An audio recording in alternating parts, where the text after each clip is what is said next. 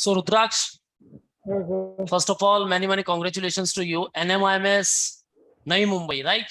sir. Navi अच्छा, Mumbai. तो मुझे ये बताओ मुंबई क्यों नहीं ट्राई किया? तो मुंबई का एक्चुअली थिंग इज कि मैं नवी मुंबई में ही रहता हूँ। बराबर।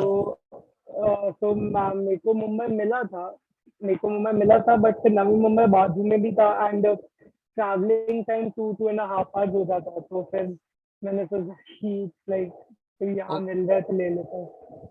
ओके, सो इसलिए आपने नवी मुंबई सेलेक्ट किया जस्ट बिकॉज ऑफ की travelling issue? Travelling issue plus Navi Mumbai campus भी मैंने विजिट किया था। कैंपस अमेजिंग है, काफी बड़ा भी कैंपस है। बहुत अच्छा कैंपस है। तो जो राइट राइट। कैंपस में थे हम्म। उन्होंने बोला था कि मोस्ट ऑफ द पीपल उधर भागते हैं जस्ट बिकॉज वो ओल्ड कैंपस है। बट यहाँ का राइट। भी like it is worth it. तो I took the campus. Okay, so basically कैसा लग रहा है? एनएमआईएम बेस्ट इंस्टीट्यूट मिला है आपको, even if you talk about Mumbai. और मैं ये बोल सकता हूँ कि जैसा सिम्बायोसिस है, लाइक क्राइस्ट यूनिवर्सिटी है, या फिर हम एनएलयूज की बात करें, देन एनएमआईएमएस अगर लीगल प्रोग्राम परस्यू कर रहे हो, देन डेफिनेटली बहुत अच्छी मेहनत की है। NMIMS light. ओके, सो क्या प्लान था? और कुछ एंट्रेंस एग्जाम देने का प्लान था इसके साथ में? तो बेसिकली मेरे प्लान तो मेरा सीईटी देने का था। मैंने सिम्बायोसिस का भी फॉर्म भरा था। हम्म। बट फिर अगर आप देखोगे तो मुंबई में लाइक दो, या तो आप सीईटी के थ्रू जीएससी या प्रवीण गांधी में घुस जाओ, या तो आप फिर एनएमआरएस में घुस जाओ। तो राइट। मेरा एनएम मैंने स्लाट वाट के भी एग्जाम दिए थे। बट फिर मेरा एनएम पता नहीं था कि एनएम कॉलेज अच्छा है करके, तो मैंने यही एग्जाम दे दिया था। ओके, सो मतलब लॉ के लिए प्रिपरेशन किया है तो सारे एग्जाम्स दे डाले आपने? सारे स्लैट। एग्जाम ओके, सो आज स्लाट। सीईटी का भी एग्जाम दिया होगा? हाँ जी सर, आप सीईटी का ओके, भी और दिया सीईटी था। सीईटी का पेपर कैसा गया आपका? सीटी का और सर एनलाट का जो वो है बहुत सिमिलर था। तो सीटी का भी अच्छा गया। मेरा फर्स्ट सेशन में था तो प्रिटी इजी थी। Pretty easy. How much marks? 100 plus 110 plus तो लग ही रहा है फिर अब लोड पे तो। हो इजीली इजीली, और काफी इजी पेपर भी रहा है एज कम्पेयर हाँ टू द जी। Slot to.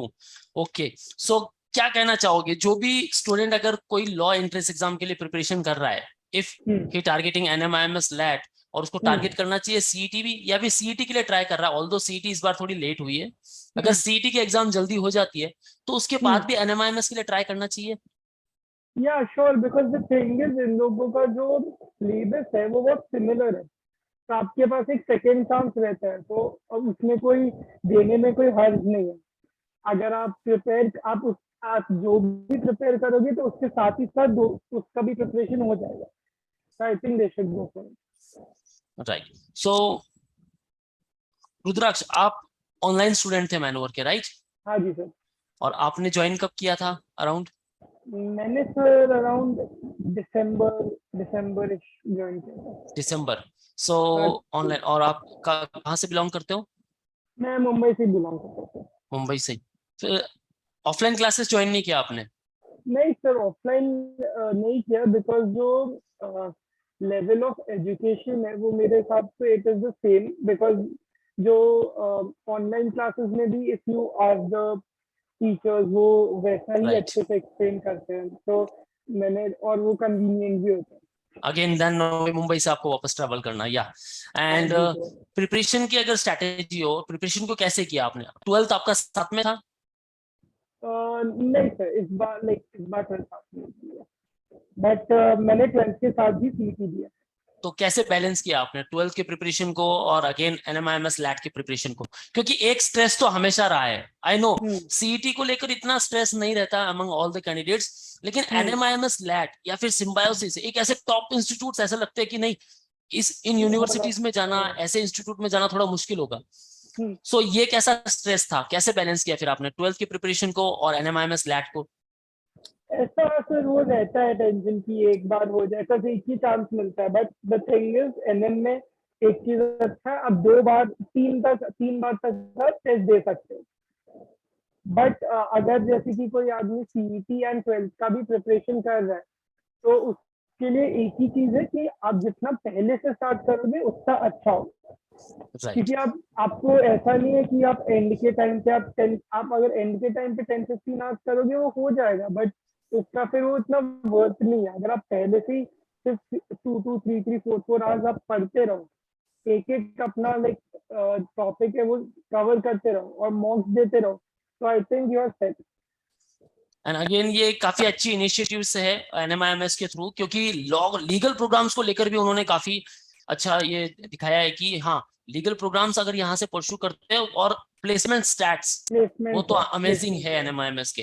Even hmm, BBA के बहुत सारे स्टूडेंट्स हमारे वहाँ, और उनके थ्रू भी मुझे स्टैट्स का पता चला है कि बीबीए के स्टैट्स अमेजिंग है।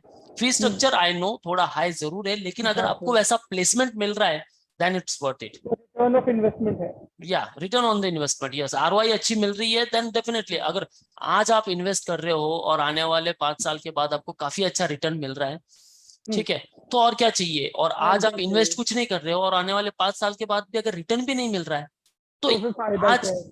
गलती होती है हमसे। या राइट। So exactly. ऐसे इंस्टीट्यूट आपको ध्यान में रखने हैं कि अगर इंस्टीट्यूट का फीस स्ट्रक्चर हाई है, ऐसा नहीं कि सिर्फ फीस हाई है, उनकी फैसिलिटीज भी आपको वैसे मिलने वाली है। हम्म, अगेन कैंपस है, एक्सपोजर है, एक ही हाँ, यूनिवर्सिटीज में काफी सारे प्रोग्राम है, सो डाइवर्सिटी मिलती है आपको, काफी सारे स्टेट्स के कॉम्पिटिटिवनेस स्टूडेंट। भी मिलती है कि इसी टाइप के लोग आते हैं तो वो राइट। पुश करते हैं आपको। यस। एंड अगेन डाइवर्सिटी मिलती है अमंग ऑल द प्रोग्राम्स, सो काफी कुछ सीखने को मिलता है आपको। हाँ जी। ओके। सो अगर मैं प्रिपरेशन की बात करूं, देन मोस्ट डिफिकल्ट सेक्शन कौन सा था आपके लिए? तो जब मैंने प्रिपरेशन स्टार्ट किया था तब तो बेसिकली क्लास का पैटर्न है वो चेंज हुआ था, राइट। तो राइट। उसमें ओल्ड स्ट्रक्चर था नहीं यार, मेरे को ओल्ड मेरा लॉजिकल फॉर्म नहीं था बिल्कुल भी। तो और थिंग कोई ऐसा मैंने लाइक इंस्टीट्यूट स्लैश नहीं देखा जो एक ही उससे जैसी पर्टिकुलर लॉजिकल रीजनिंग से ऐसे प्रिपेयर कर रहा हूँ।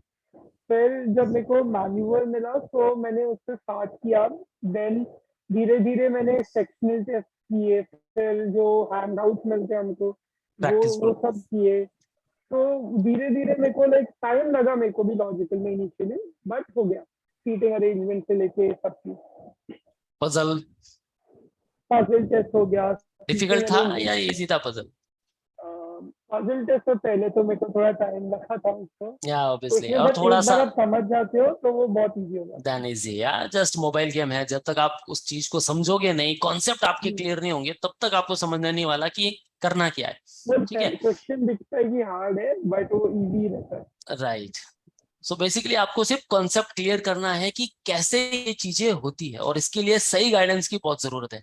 बहुत ओके। ज्यादा। If you talk about the mock test, then level of mock test कैसा था, और एनएमआईएमएस लैट का जो आपने एग्जाम दिया, हम्म, एज कंपेयर टू तो एनएमआईएमएस लैट और मैनुअल, अगर दोनों को कंपेयर करें, ये जो मॉक टेस्ट है कैसे आप डिस्टिंग्विश करोगे इन दोनों को?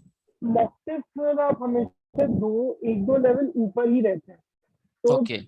आप जो अगर आप मॉक टेस्ट में आपको जितने मार्क्स आ रहे हैं, आप मान के चलो 10 15 मार्क्स उससे ज्यादा आपको रियल टेस्ट में आएंगे।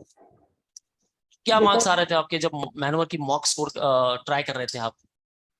इनिशियली तो मेरे को 80 85 85 90 आ रहे थे, बट ओके। जैसे जैसे मैं आगे जाता था मेरे को 100 105 गुड। आने लगे। And now you scored how much marks in the एनलेट?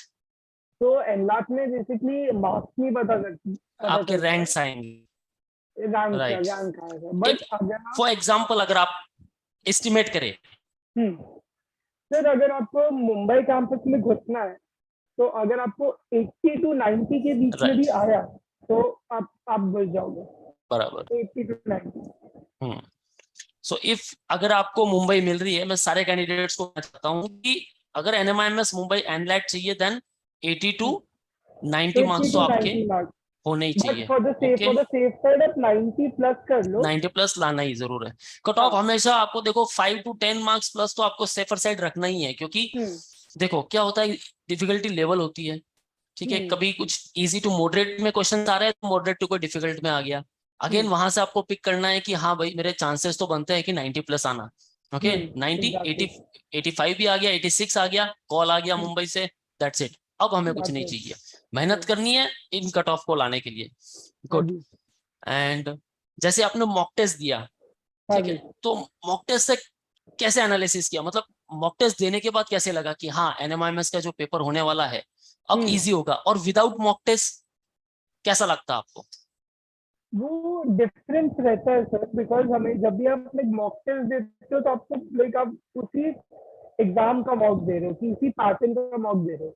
Right. तो आपको लाइक अगर उस मॉक टेस्ट में मार्क्स आ रहे हैं तो आपकी कॉन्फिडेंस भी बढ़ता है, और आप एक माइंडसेट के साथ प्रिपेयर्ड होके जाते हो कि हाँ इसी टाइप का आने वाला है, तो हो जाएगा। So Mumbai, Navi Mumbai, Indore, Bangalore, Hyderabad and again Dhule campus is there. Dhule से आप बीबीए एलएलबी कर सकते हो।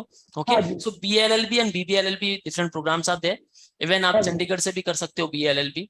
हाँ ओके, जी। सो काफी सारे कैंपस है, 8 campuses are there and except Shirpur आपको बाकी सारे कैंपस बीएलएलबी एंड बीबीएलएलबी का प्रोग्राम दोनों देंगे। दोनों तो। सो दोनों प्रोग्राम आप परस्यू कर सकते हो। And if I talk about the strategy for all the upcoming students जो 2023 के लिए प्रिपरेशन कर रहे हैं या फिर 24 के लिए, उनको एनएमआईएमएस लैट देना चाहिए। हाँ जी सर, लाइक देना तो चाहिए। मैं तो बोलता हूँ कि आप जितने भी लॉ एग्जाम दे सकते हो आप दे दो, बिकॉज आपको पता नहीं आपका कब कहाँ हो जाए। Like right. और बट एनएमआईएमएस यस, लैट अगर देना है तो उसकी प्रिपरेशन की स्ट्रेटेजी कैसे होनी चाहिए अगर आप आपके हिसाब से? अगर आप एनएमआर में क्लास दे रहे हो तो पहली बात तो इंग्लिश सेक्शन बहुत नॉर्मल होता है आपको, बट तब भी आपको लाइक जो भी अपना सिनोनिम्स है, एंटोनिम्स है, ये वोकैब है, आपको ये सब आपको करके जाना पड़ेगा। और थोड़ा लेंदी इंग्लिश रीडिंग कॉम्प्रिहेंशन आता है तो आपको थोड़ा उसका प्रैक्टिस रेगुलरली करना पड़ेगा। एज ऑफ जीके, जीके में मैं बोलूंगा कि जीके ना बहुत ज्यादा स्टैटिक बेस्ड आता है। ओके। स्टैटिक बेस्ड बहुत है, वो लोग बोलते हैं करंट अफेयर्स भी है, बट स्टैटिक बेस्ड बहुत आता राइट। है। Then and even current affair से कुछ आएगा तो कुछ ना कुछ तो आइडिया जरूर लगेगी कि हाँ इससे रिलेटेड आया है, बजट इससे बजट रिलेटेड लाइक 2022 से रिलेटेड कुछ आया है तो पता चल हाँ हाँ जाएगा। हाँ, एंड स्टैटिक जी के अगेन वास्ट है तो। बात है बहुत, बट राइट। आप अगर कवर करने के लिए जाओगे तो वो हिस्ट्री, लाइक कुछ ही लाइक वो लोग मतलब बहुत प्रोमिनेंट टॉपिक से पूछते हैं। देन लॉजिकल में सबसे इम्पोर्टेंट सर ये है विजुअल रीजनिंग, क्योंकि विजुअल रीजनिंग से बहुत क्वेश्चन आते राइट। हैं। वही एक बाउंसर लाइक होता है कि विजुअल रीजनिंग हम लोग बेसिकली छोड़ देते हैं कि नहीं आएगा ये आएगा, बट विजुअल रीजनिंग से बहुत मेजर चंक पूछे जाते हैं। तो जो राइट। मेरे हिसाब से आप मॉक सॉल्व करते रहो अपने, और जो आपके हैंडआउट्स हैं अगर आप उनको रेगुलरली सॉल्व करते रहोगे और डाउट पूछते रहोगे तो I think will be fine. और इसीलिए गाइस हमने ये कॉन्सेप्ट रखा है, फर्स्ट प्री रिकॉर्डेड वीडियोस जिससे आपको बेसिक स्ट्रॉन्ग करने हैं, दे आफ्टर लाइव लेक्चर अटेंड करना है या फिर आप ऑफलाइन लेक्चर अटेंड कर रहे हो, सो लेक्चर में आपके ओवरऑल डाउट सॉल्व हो जाएंगे। उसके बाद आपको करना है हैंडआउट से प्रैक्टिस। देन उसके बाद नंबर आता है टॉपिक टेस्ट का एंड लास्ट नंबर आता है आपके मॉक टेस्ट का। सो ये complete step by step preparation है और ऐसे प्रिपरेशन करोगे देन डेफिनेटली कोई एग्जाम आपके पास ऐसा नहीं है कि उसका मैं कट ऑफ नहीं निकाल सकता हूँ, आप इजीली क्रैक कर सकते हो। ओके, सो अगेन हमारे पास एक ब्रिलियंट स्टूडेंट है रुद्राक्ष जिन्होंने स्लैट का कट ऑफ क्लियर किया है, इवन एनएमआईएमएस लैट का किया है, आज वो सीईटी का एग्जाम देकर आए हैं and again estimate ranking estimate उनका जो मार्क्स आ रहा है 115 टू 125 तक इजीली आ सकता है। सो अगेन अब इनके पास ऐसा लगा है, जैसे बोलते हैं ना कि मुझे आईआईएम से कॉल आया है, कौन से आईआईएम्स में जाना है, अब ये बोलेंगे मेरे पास लीगल लीगल इंस्टीट्यूट के कॉल्स आए, मैं कहाँ जाऊँ, राइट। सो NMIMS Navi Mumbai already best institute उनको मिल चुका है, कहीं नहीं जाना है गाइस। ओके, कहीं नहीं जाना है रुद्राक्ष, यहाँ बने रहना है आगे के जो 5 साल है। अब मुझे ये बात बताओ, इसके पीछे इंस्पिरेशन कौन था इस पर्टिकुलर फील्ड को चूज करने के लिए? पर मेरे को लाइक हमेशा से कॉर्पोरेट लॉ में बहुत इंटरेस्ट था। ओके। मैं लाइक बहुत लाइक मूवीज देखता था एंड लाइक मैंने बहुत लाइक आर्टिकल्स पढ़े थे, तो मेरे को हमेशा से कॉर्पोरेट फील्ड में इंटरेस्ट था, बट मेरा मैथ्स इतना स्ट्रॉन्ग नहीं था कि मैं कॉमर्स फील्ड में जाऊँ। ओके। तो फिर मैंने लॉ लॉ के बारे में जब पढ़ा था मेरे को इंटरेस्ट आया, और मेरे घर पे भी लाइक दो है, घर पे लॉ का बैकग्राउंड है, तो मैंने बोला कि ठीक है लॉ। और बढ़िया फील्ड है एंड अगेन मैं ये कह दूं कि स्टैट्स के बारे में मैंने ऑलरेडी वीडियो बना रखी है, 5 करोड़ से ज्यादा पेंडिंग केसेस है इंडिया में, हाँ ठीक है, बहुत। और उनके लिए जजेस बहुत कम है। सो ऑलरेडी हमने मूवीज भी देखी है काफी सारी कि जहाँ हाँ, स्टैट्स बताते हैं वकील कितने हैं, बहुत कम है, ठीक है। बहुत सो कम है। यही तो अपॉर्चुनिटी है, यहाँ इस पर्टिकुलर फील्ड को चूज करोगे तो आगे बहुत सारी अपॉर्चुनिटीज आने वाली है।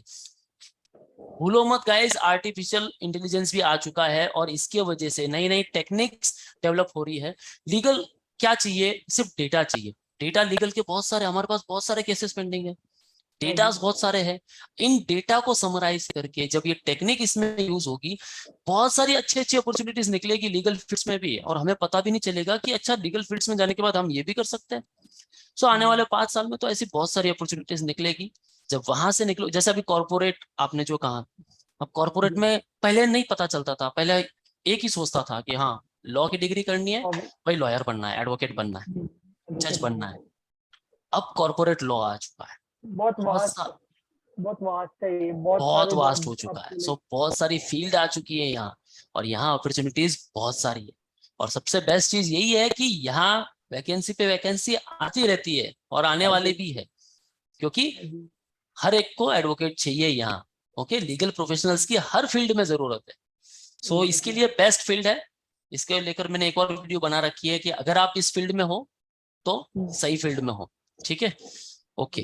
नाउ जो प्रिपरेशन को लेकर आपने स्ट्रैटेजी बताई है, मॉक टेस्ट देना है, अगेन टॉपिक टेस्ट देना है, उसके हिसाब से इंस्पिरेशन आपने कहा है कि आप इंस्पायर हुए हो इस पर्टिकुलर फील्ड को, आप ऑल्दो वो मूवीज भी देखे हो, आपको ये फील्ड भी अच्छी लगती है, इवन द बैकग्राउंड। सो और जो स्टूडेंट्स है, अगर एनएमआईएम स्लैट के लिए प्रिपरेशन करना है या फिर कोई भी लॉ एंट्रेंस के लिए प्रिपरेशन करना है, प्रिपरेशन के अलावा और क्या होना चाहिए? कुछ ऐसे पर्सनालिटी के लिए कुछ ऐसा करना चाहिए? गिव अप नहीं करना चाहिए कभी भी सर, कि जब कि अगर आप बीच में आपका अगर नहीं हो रहा है, सम फॉर्म नहीं हो रहे हैं, या मन नहीं कर रहा है पढ़ने में कि आज नहीं मूड है, तो वो गिव अप नहीं करना चाहिए। तो आगे कोई भी एंट्रेंस निकाल सकता है, बट आपको लगे रहना है कि आप धीरे धीरे करो। ऐसा नहीं है कि एक एक साथ भी करोगे तो भी हो जाएगा, बट धीरे धीरे आराम से अपने टाइम से करो, like things will fall into the place. Right, जैसे आपने जी भाई। एनएमआईएम स्लैट का प्रिपरेशन करके दिखाया है, सेम एकेडमिक्स में ही आपको वैसा फोकस करना है। Okay, so congratulation to you first of all, and all the best for your future. Thank you sir, thank okay. You so much.